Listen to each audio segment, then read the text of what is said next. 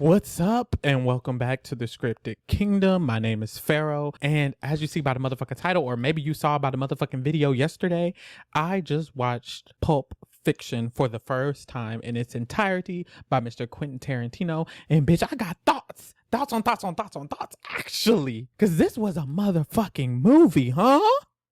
Like, I'm still digesting. I'm still gulping into it, but I literally just got done watching it. And I just want to get my thoughts out literally right now. So that's what the fuck I'm going to do. Okay. First, where do I even start? Oh my God.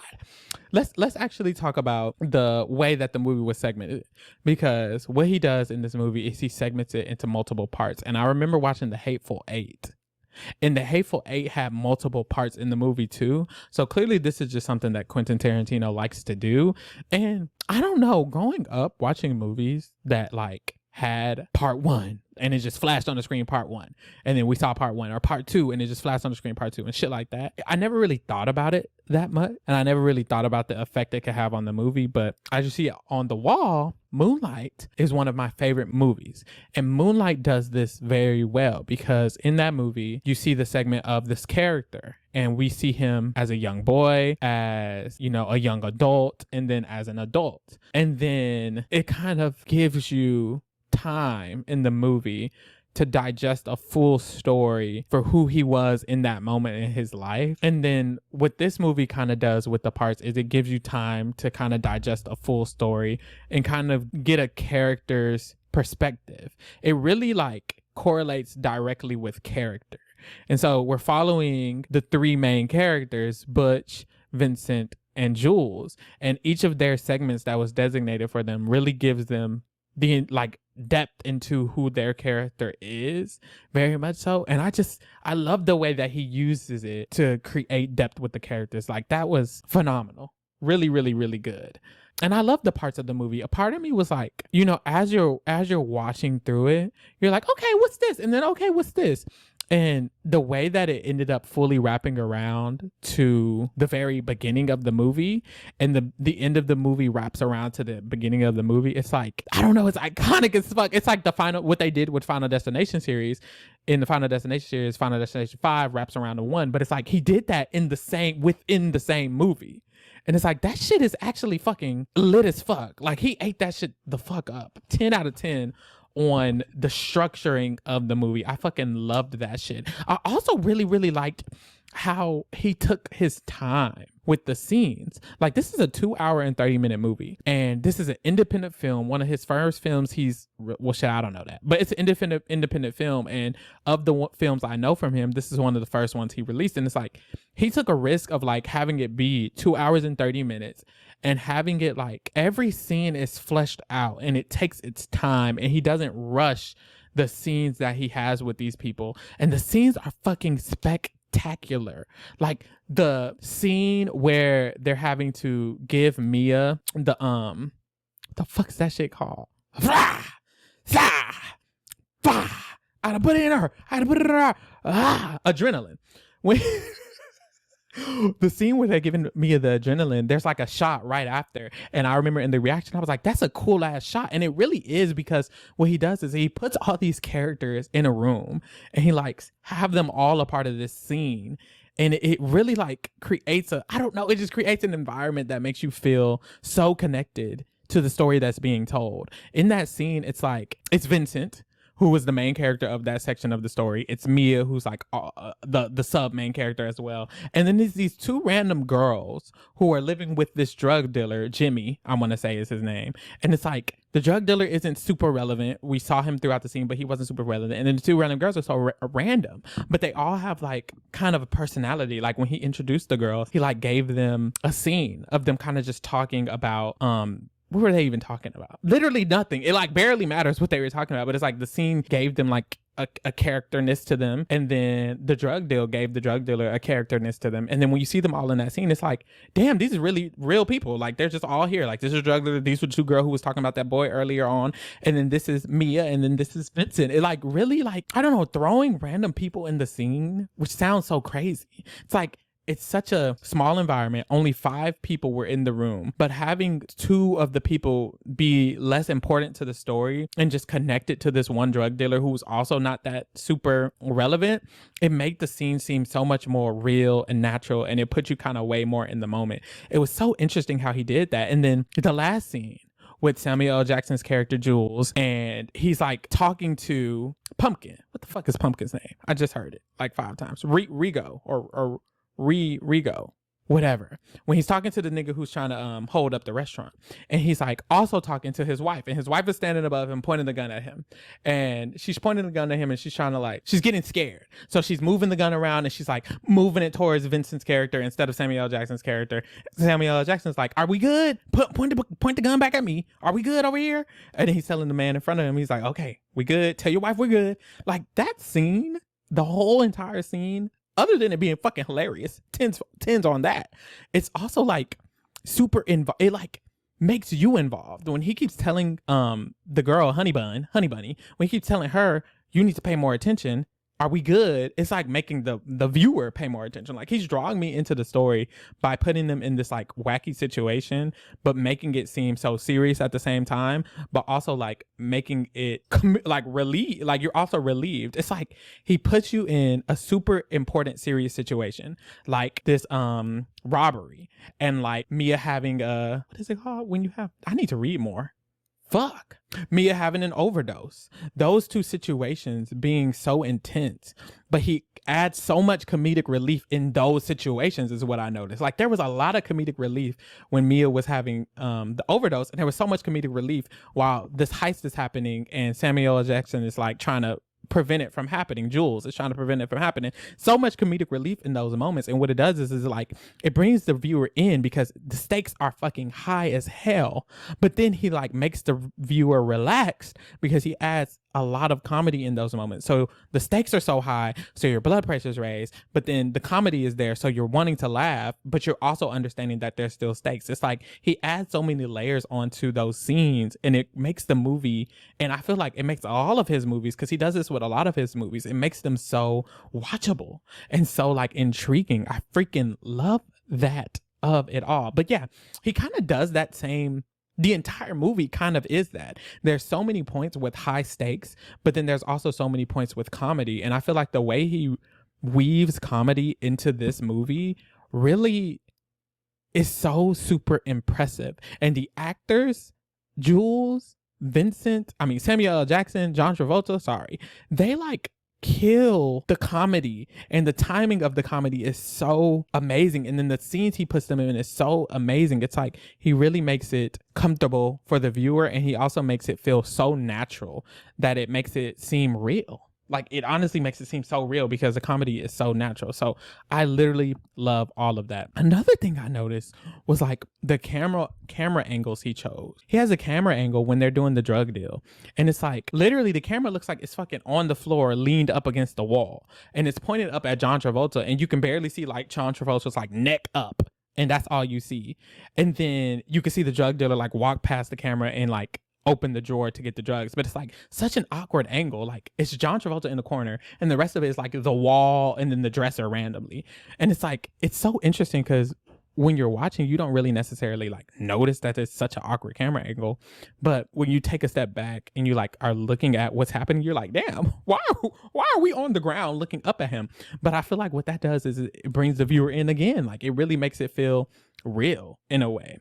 And then there was another scene where at the overdose scene, when they're in the house and they have to go find the pill with the adrenaline in it, or the syringe with the adrenaline in it. Jimmy goes into the room and he's looking for the syringe, and we literally can't see Jimmy. We can't see Vincent and Mia. We can't see the wife. We can't see anyone. All we're seeing is the edge of the door for the room that Jimmy is in while he's looking for it. And then we can kind of see him when he moves to the corner of the room, looking through, scrummaging through stuff. And it's like, we barely see anything in that scene, but it doesn't take the viewer out of the movie. If anything, it felt like it brought me more into it. It was so weird, but I love the choice of camera angles because there's so much you can do when it comes to storytelling of that. Preventing people from being seen in the shot, I feel like it does help bring in more intensity to the high stakes situation. It's like, what's happening with Mia?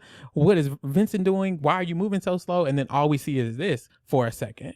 And it's like, damn, we just have to wait. So I just felt like super very interesting with the camera angles. Those were very, very interesting. There was also one towards the end of the movie in Act 3 when the wolf came and the wolf helped them clean up the car. Hilarious situation, by the way. Love that situation altogether. But when he's helping them clean up the car with all the blood on it, he's like, there's like a camera inside of the car with the blood splattered everywhere. And we're looking through the rear view window at the wolf, Vincent on his left and Jules on his right. And they're all just staring in the car talking about what they need to do. And it's like, this is a cool ass angle because they're all looking within what's going on, and us as the viewers, as the camera, we're just sitting in the car looking at them look at us. It's like, I don't know, it was really cool. So I love that part of the movie. And I just feel like all these elements, it's like, I don't know, where are these elements in newer movies? I don't know, because I don't necessarily analyze movies the way I just did this one. I think because I'm like watching it and I'm knowing I'm needing to commentate on it and think about what to say, I'm analyzing it a little bit more. I think I do analyze movies in this way, but voicing it and talking it out makes it a little bit different. And I'm like wondering, how much are these elements woven into like new age movies when it comes to the camera angles and the way the acts are integrated? It's like all of these like more technical stuff. I'm wondering how much it really does apply to new age movies, because Moonlight is a newer movie and it had the acts, and I feel like they did that very well. And the cinematography in Moonlight is amazing. So I feel like it is in newer movies. I just haven't talked it out, so it hasn't made me think of it in the same way as I'm thinking of it right now. So I cannot wait to get into some more movies for sure. Okay, let's talk about the characters, because first of all, love the characters. And it was weird because John Travolta's character Vincent, we saw a lot of him in that first act, and I didn't even know how much I started to love the character or fall in love with the character or start liking the character until what happened at the end of the second act when Butch did what he did. So when that happened, I was like, fuck. Like, I had a guttural reaction. And it's interesting because it's like he makes you like the character, and I feel like you don't even really know you do. It's like so subtle.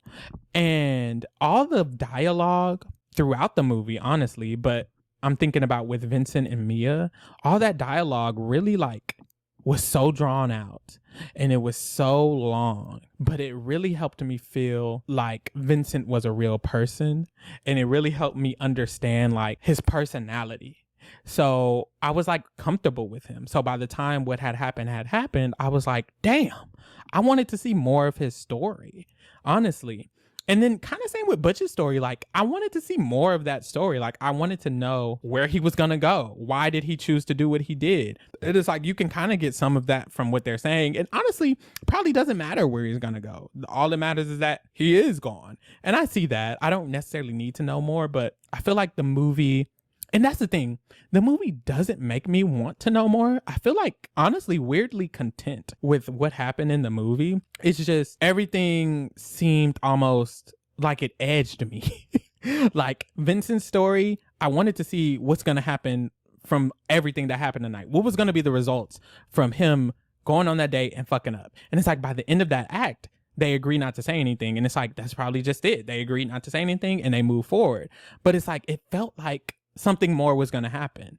And then clearly not, because he's not there anymore. And then with Butch's story, it's like, what are going to be the consequences? But by the end of it, him and Marcellus kind of make that agreement. Okay, there's not going to be any consequences, but it still feels like, okay, there's that. So everything was wrapped up, which is probably why I feel content, except everything made me want more, which is probably why I wanted more. It's so interesting, but it's like, did you do that on purpose, Quentin?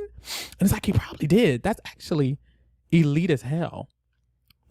That he's able to make you want more, but also make you feel content. Like, it's rare when a movie can make me feel that way. It's usually, damn, they should have included more and I'm pissed off, or damn, that was a great wrap up and I'm fully content and there's nothing else to think about. He's making me feel both at the same time. Like, girl, 10, 10, 10s across the board. I hate to say it. So loved all of that. Really, really, really, really loved all of that. It's funny that he like cameos in these older movies. I don't know if he does it in the newer movies. I don't pay enough attention. But in this movie, I know he cameoed and was like a whole part of the movie. I know in Reservoir Dogs, he was a part of the movie. He was acting in the movie. And I kind of like that. But, you know, you'll see. If you go watch my reaction, you'll see my thoughts on him cameoing in this movie. Because I was like, hold on. What was the reason? Really? So you'll have to get into that. But honestly, overall, our first watch, first thoughts, it's already broken my scale. So maybe my scale needs to be higher because the only other movie I've reviewed is Mean Girls, and that broke my scale too. So it's like, damn, either my scale needs to be higher or these are some bomb ass movies. And they might be some bomb ass movies. So this is breaking my scale. I don't even want to say 5 out of 5 stars because it's not. It's fucking more than 5. This was so good. God, for this to be an independent film, I wonder how much history experience he's had with film by the time he made this movie. Because for this to be an independent film, and like from my understanding, one of his first, it's like, this is fucking good. God damn, no wonder you're so popular and famous. Like, this was good as shit. Fuck. 10 out of 10. So yeah, broke my scale. Really, really loved this movie. I would suggest it to anybody. I don't know if I spoiled too much. I tried to talk a little bit vague because I haven't really gotten into like whether I'm gonna spoil the movie and review or if I'm just gonna like vaguely review. I feel like this is kind of vague. Like, I tried to keep it in the middle, I guess. Explain what I wanted to explain, but not do it. But anyways, there's that. Those are my immediate thoughts on that movie. Very amazing. 10 out of 10. I'd suggest you to as soon as you leave this podcast, go watch it because it's freaking amazing. Oh, motherfucking K. Oh, motherfucking K. Make sure you go watch my reaction if you want to see my live reactions to watching it for the first time. And just be here next time, I guess. Shit, I need to do the outro better. What the fuck is the outro going to be? Fuck. Anyways, bye. Goddamn.